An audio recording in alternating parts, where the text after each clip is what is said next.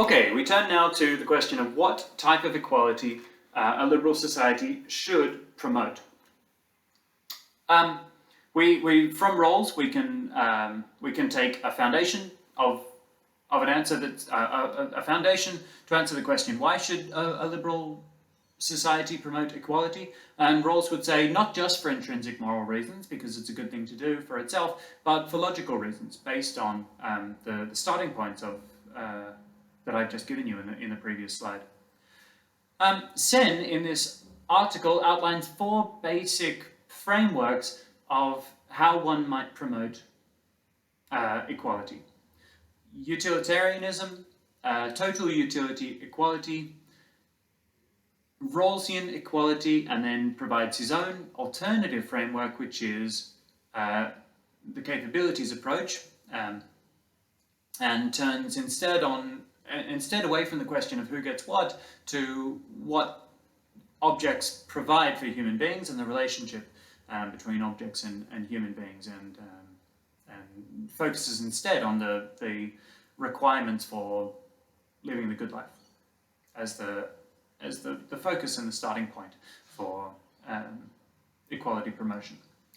In the next slide, I'm going to outline what I want you to do in terms of critiquing these arguments and producing your own response to it in this week's exercise.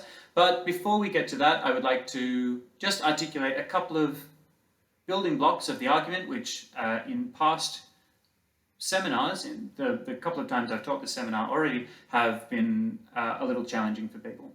The first is the concept of utility. Utility is an economic construction. It means a unit of welfare, a unit of pleasure, a unit of goodness for an individual. So if we go back to our 3 children in the flute, the middle one, Jez Alexander, says, well, I get the most utility out of using the flute because I know how to use it. I can play flute. I got taught as a kid. Well, as a younger kid, I guess. So the other 2 don't get much pleasure out of this flute because they don't know how to play it. It's actually quite difficult making any noise with a flute. You've got to, press your lips in exactly the right way and blow in exactly the right way. And most people, you can't do it until you've got quite a lot of training. So if you give the flute to these 2 other kids, they don't get much benefit out of it. They don't get much utility. If out of the 3 of us, giving me the flute is the utilitarian response. It maximizes the happiness in the situation overall. So utility is a unit of benefit.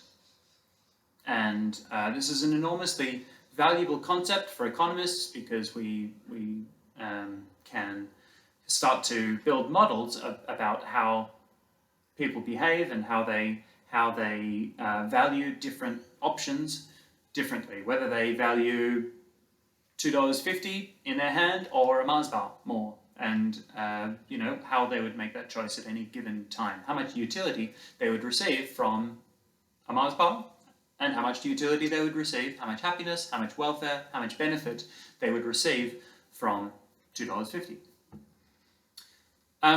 Okay, that is what utility means. The first model that Sen produces of welfareism, essentially, but the first model of promoting utility is one where utility gets maximized. He says, well, let's just arrange resources in society in such a way that we have the maximum amount of utility irrespective of distribution. We just keep moving resources around. If you were in a godlike position, looked at society and said, anytime I can move a unit of money from one person to another such that there would be more happiness in the world, I would do that. It's like a really simple approach. It's like the way Father Christmas would look at the world. He would just say, well, how would I maximize happiness at this moment in time? Well, just keep moving a dollar until there was no more points where you could move a dollar from one person to another without increasing the amount of happiness that existed overall. And this seems like a good idea. Very simplistic, but it seems like a nice thing to do.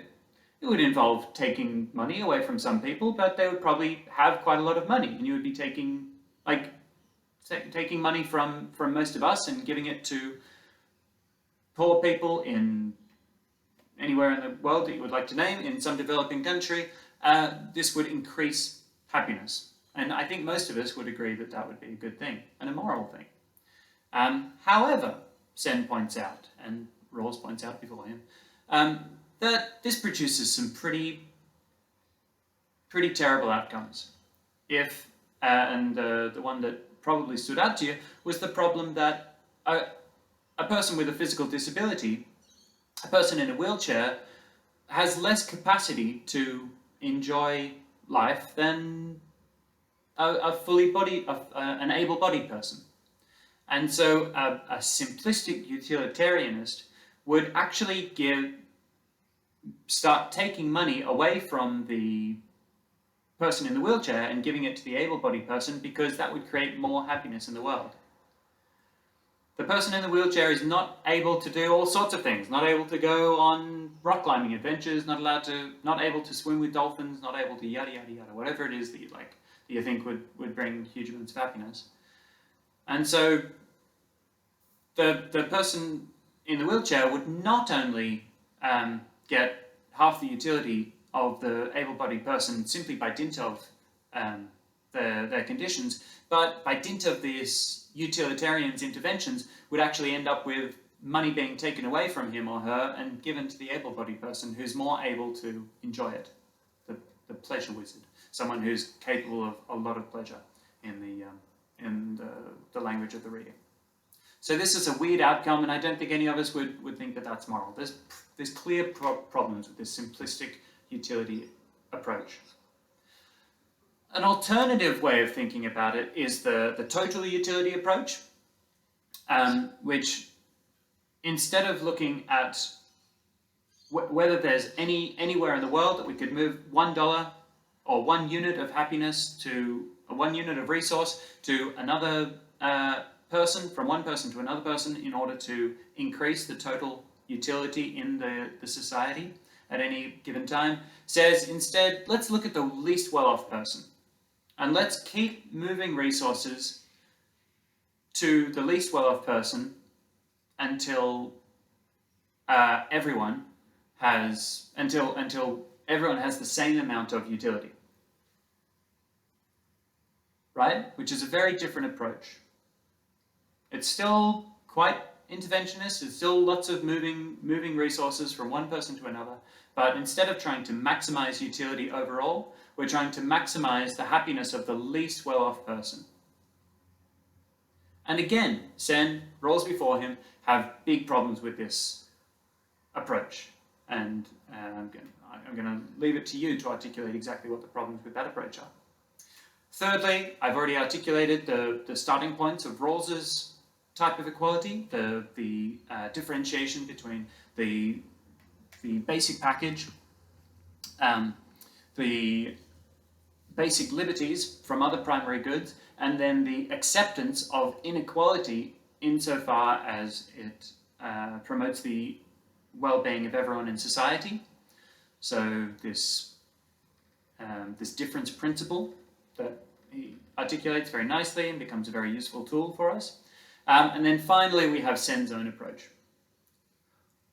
Okay, I've tried to communicate those in as simple paired-back language as I possibly can, taking all the economic jargon out. Hopefully that makes a little sense to you and is a value in engaging not only with the approaches, but also allows you to engage with the criticisms of those approaches as well.